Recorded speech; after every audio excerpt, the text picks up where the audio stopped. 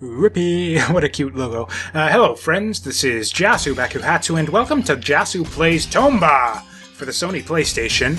This game came out in 1998. It is a 2.5D Metroidvania-style platformer, and with a few RPG elements as well. We'll get into a bit more what the game is about as we get into the game proper. Right here, we're introduced to our protagonist, the Tomba, who the game is obviously named after, or he's our pink-haired anime caveman dude.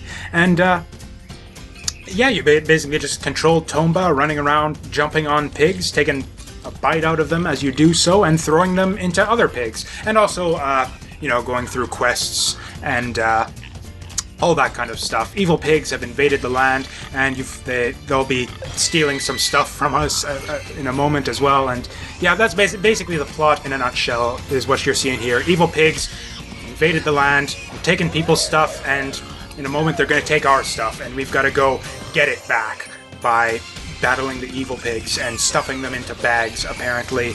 And yeah, we see our main weapon there as well, the so-called blackjack, even though it's not, or at least that's what they call it in the game. And you see right there, he took our bracelet. What an asshole. And yeah, they call that thing a blackjack, even though like a blackjack is, it's like a big stick that you hit people with. That thing that Tomba's got here is more of a flail, but whatever, we'll go with the terminology that the game gives us. So yeah, you control Tomba running around blackjacking pigs and taking bites out of them and throwing them into other pigs, and yeah, so doing quests and that kind of thing. So yeah, as you can see right here, the title of this game is Tomba! You've got to say it like that because there's an exclamation point at the end, so you've got to pronounce that correctly, although I don't think I'll be doing so for the rest of this playthrough because that would get tiresome pretty quickly, I think. Especially for me and my voice, with how long it's been since the last time I did one of these commentaries. So anyways, this is going to be a mostly blind playthrough of this game, actually. This is a game I've known about for a long time. I remember seeing it in like magazines and stuff back in the day, and I was really interested in it. It's a game that I've wanted to play for a long time, even back in the day, but it was never available like where I was. The rental stores didn't carry it. I never saw it in like any of the game shops or anything like that, so I just never had a chance to play Tomba, and that's no longer the case nowadays. So many different ways to, get games into your grubby little hands and just play them anytime you want. It's just, yeah, games up the wazoo these days. Just so easy to get games nowadays. And so, yeah, at long last, I'm able to play this game that I've just kind of had an interest in for a long while. So, I played a little bit of this, just sort of scouting it out to see if it was worthy of a playthrough for the channel, and it seems really interesting. So this is going to be a mostly blind playthrough, and yeah, we're going to check this game out and see what it's all about. As usual with these sort of Jasu Plays things, I'm not going to promise that I'm going to finish this game. I'm basically just going to play it for as long as it interests me, and basically no further. I'm not committed to playing this game through 100% or anything, but I've got a good feeling about this one. What I have played of this seemed very promising. This seems like a very good game from what I've seen so far. So I don't know why I'm going through this text so slowly. I'm not even reading it as usual. And yeah, he's going to comment on the pink hair. Everyone's going to comment on the pink hair. And it's definitely noteworthy hair. Like, especially in like the cutscenes, it's got like this really bright shade of pink. That is like what I have come to call like anime pink. It's like it's a particular shade of pink that like you only ever see as like the color of an anime character's hair, or at least that's the only time I've ever noticed it. So yeah, basic mechanics, you can, we can look into the background and save our data by looking at just sort of signs that we find all over the place. I'm going to overwrite my last save just because, we're kind of done with that. It's time for like a new start, new semi-blind play, even though I'm going to be, I'll have seen most of this already, because as you can see, I played a fair bit of this in my first failed attempt to do this recording. Let's not get into that. So okay, here's a kind of a little hint as to what's going on here. And as you can see, there's a little bit of like talkie-talkie RPG type stuff in this game, and that's kind of one of the things that I've liked about it so far, and that's oh, there's the frog. And yeah, so this is one of the other things about this game, where sort of the semi-RPG elements come into play. Is, yeah, you've basically got quests to fulfill, and that's where basically kind of the kind of slid down that hill there. Oh my goodness! I was like going there to show off like the hill physics, and then I did the exact same stupid thing again. So mechanics in this game, or before getting into the RPG stuff, just the basic controls. Of course, you've got your jump and your swing, your flail, and there's also some other stuff you can do. You saw me sort of jump onto that pig, grab onto him, and then once you're in sort of your grabbing state, you can jump again and throw it.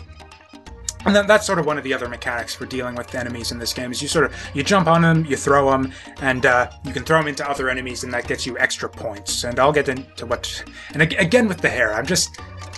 Yeah, I shouldn't go on about the hair just because the NPCs will be doing that for me enough throughout the game, I'm sure. It just seems none of these guys can seem to stop commenting on Tomba's hair.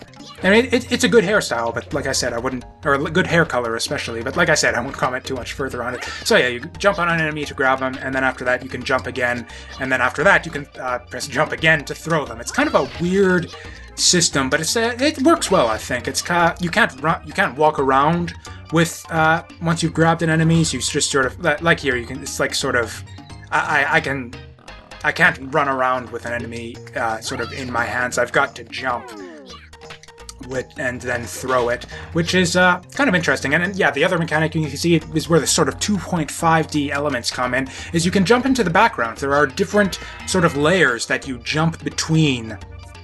And yeah, that's kind of interesting. Kind of aggravating too, I've found at times, since it's not always like you can't just jump back and forth anywhere you want. Like for example, I can't jump here, but I can jump here.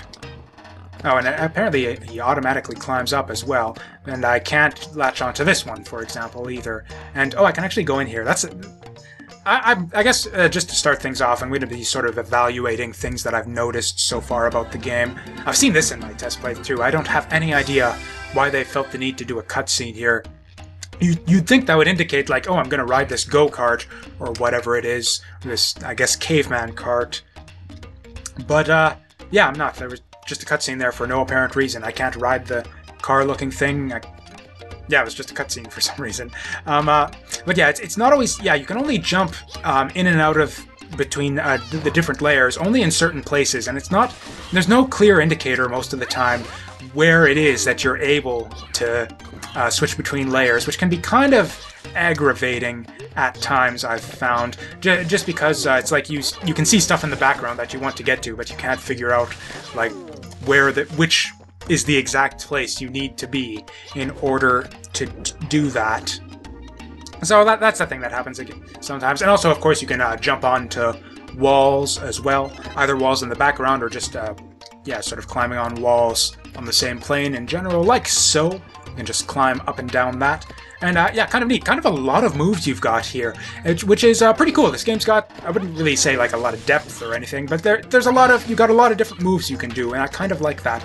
Although I've not found much use for the so-called blackjack just yet. One other thing that I really like about this game so far too is the animation is really nice for a lot of the enemies, especially. The pigs just seem to have like a lot of different expressions they can have. And, okay, I'm gonna get my frog back, and I'm not gonna lose him this time.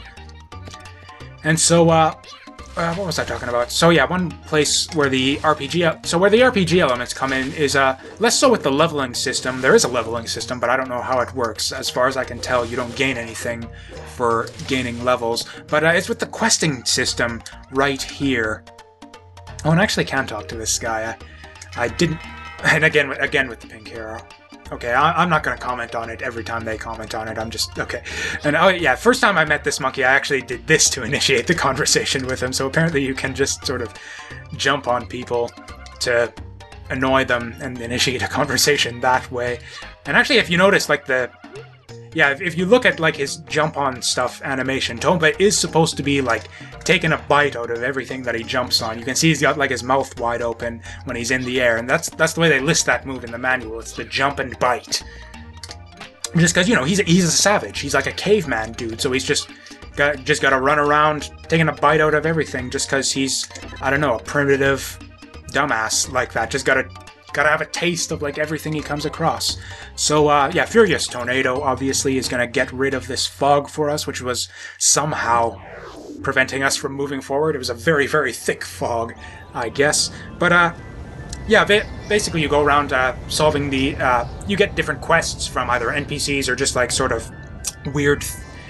sort of notable terrain features or that kind of thing that you come across, and whenever you come across something like that, you get a little quest indicator, or the game calls them events, because this is sort of a style of game that you didn't really see a lot of back in the day, but you see like a whole lot of this kind of thing in games these days. Like for example, like Lightning Returns. That's a game that I've been playing recently on my own time, and yeah, that's a game that's like entirely built around just doing quests all over the place for a bunch of NPCs. And Nier had a lot of I lost my frog again. Do I really want to?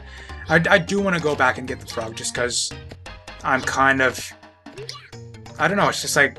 I got it. You know, it's because I've got that quest. I've got that OCD right now, where I've just got to do, like, every quest that I come across. Because, you know, the big letters right there on the screen telling me, hey, take the frog home. And so that's just what I've got to do. And so, and so, yeah, a lot of this game is built around just sort of getting these different quests and completing them. And that's the thing that you see a lot of in games nowadays. Like Lightning Returns, Nier had a lot of that kind of thing. It was... one of the Tales games that I played, it was the most recent Tales game, Tales of, I don't know, something or other, the most recent one as of this recording, that had like a big questing system. It's just, I don't know, doing quests for NPCs is just a thing that people like to put in their games like a lot these days, and I don't really know why that is, but, of course games have been doing that for a long time, but it's, for games back in this day, back in like the 90s, it wasn't really that common. It wasn't that common of a video game trope back then. Like, you wouldn't see very many games at all that employed that whole sort of questing system to the extent that this game does. So it's you could say that Tomba was kind of ahead of its time in that regard, which is kind of interesting. One of the things that I don't really like about this game is the 3D graphics make it kind of difficult to see into the doors and the sides of walls. Like, you can see just barely there's a door on the right there, to the on the right of the screen. You can like barely even see that door. Like, looking at it sidelong, you can't even see the door, but you can go through here. And actually, there's an NPC we can talk to who we can just barely see. He was apparently hiding from us, or trying to. I am too keen for his nonsense. And there's a pond, which is where we are going to. So yeah, I wonder if this guy who's trying to hide from us has a quest for us. The 100-year-old man is sort of the first major objective you have in this game. This game doesn't really give you a whole ton of direction for the first little bit of it. You sort of got little tidbits that you get from basically the quest text, kind of, or the names of the different quests you get, sort of giving you clues as to where to go next. And that's kind of one of the things the game does. It doesn't usually explicitly tell you what you need to do, but there will be like a hint of some sort in the name of the quest. Like, for example, it's like you grab a frog and then suddenly you get a quest called Take Me Home. And that's sort of how that's sort of how the game sort of directs you to where you need to go. And right here I'm going to get a quest, or no, I'm not. I'm going to have completed my Take Me Home quest, and that's going to get me 2,000 points and a couple extra lives, which is handy. And we've got this AP box back here. What is that? And I got a quest called the AP box. Not terribly helpful in the name of that one, but actually AP boxes are explained in the manual for this game. And yeah, basically, so you might notice I've been accumulating points for doing a bunch of stuff. I get points for completing quests. I get points for gaining new quests as well. Points for defeating enemies. And those are called adventure points. You might have noticed I have an AP counter in the top right. And it looks like I can't swim just yet. I'm going to have to rectify that at some point. But there is a reason for us to be here, other than just taking the frog back home, and that is that this guy is going to give us some bananas for some reason. And yeah, those of you with a few brain cells in you will probably have figured out what I'm going to be doing with those in a moment. And yeah, this is probably the first thing you'll want to do when you play Tomba, is to, yeah, give the bananas to that monkey, because yeah, the reward for that, kind of essential. So another sort of RPG-ish element that comes in with this game.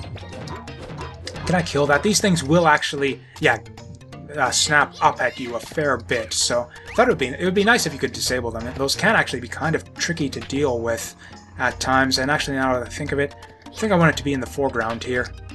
Oh well, I can just get him back in the foreground here. And so yeah, deliver some bananas to that monkey, and that monkey is the main dude who's going to be giving you your new abilities throughout the game. And apparently in the manual it says that you gain new abilities as you level up as well, although I haven't encountered that at all in as far as I've played so far. So yeah, we're going to give bananas to the monkey, and he is going to teach... Oh, okay, now I'm going to give bananas to the monkey. You actually have to use your items in this game to sort of complete your quests, which is kind of unusual. I guess games back in this day sort of did this a lot. It's kind of cumbersome. It's like it's always obvious what you need to do with the items. It just... I don't know. Games these days are kind of better in that regard. It's just like, if you've got the bananas, you talk to the monkey, you give him the bananas, and you don't have to go fiddling around with menus and stuff. And now we learn how to run. It is called the Animal Dash, which is awesome. That is a great name. Like in this game, you don't just run, you Animal Dash, because you are a savage beast who just runs around with his fangs, just digging his fangs into pigs and throwing those pigs at other pigs. That's just, I don't know, I really enjoy sort of the movement physics in this game. That's kind of an important part of any 2D platformer. Arguably the most important part, and a lot of the time, is just having good movement physics, where it just feels like good and fun to just move the character throughout the world. It's just a really important part, I think, of any really good 2D platform game. And this game definitely has that, I feel. It's definitely a much more weighty game than a lot of other games, especially that you would see back in the day. Like, that's typically one of the things that I find that I like in a lot of 2D platform games, is basically, yeah, I like it when the controls have like a lot of weight to them, when your character has like a significant degree of momentum. That's one of the things, that's the main thing that I really like, for example, about the Sonic the Hedgehog games. And actually this game kind of feels a weird bit similar to Sonic the Hedgehog, at least as far as the jumping controls, in that you have like a lot of momentum, especially in the air. And I was explaining AP a moment ago. So you gain these adventure points for completing quests, killing enemies, and that kind of stuff. And basically once you get up to a certain AP threshold, you're able to do certain things. Like, for example, whatever, this thing will do something once I get up to 50,000 adventure points. Same with that AP box you saw earlier. Once I get the requisite number of adventure points, I'll be able to go back and open that box. So, and yeah, that treasure chest is locked. So, yeah, right now we're going to go meet the 100-year-old man, which is sort of the point where you get the main... I guess we sort of have a plot to the game already. Pigs stole your bracelet, gotta get it back. And actually, if you go into the menu and check your quest log, that's the quest that the game starts with, basically. It's, yeah, retrieve Grandpa's bracelet. Grandpa is not... sometimes the game will refer to, like, Grandpa, which is Tomba's grandpa, who he apparently lived with until a while ago, and then he died and gave him the bracelet, and that's why the bracelet is important. Grandpa is not the 100-year-old wise man. They're two different characters. That confused me for a while, for some reason.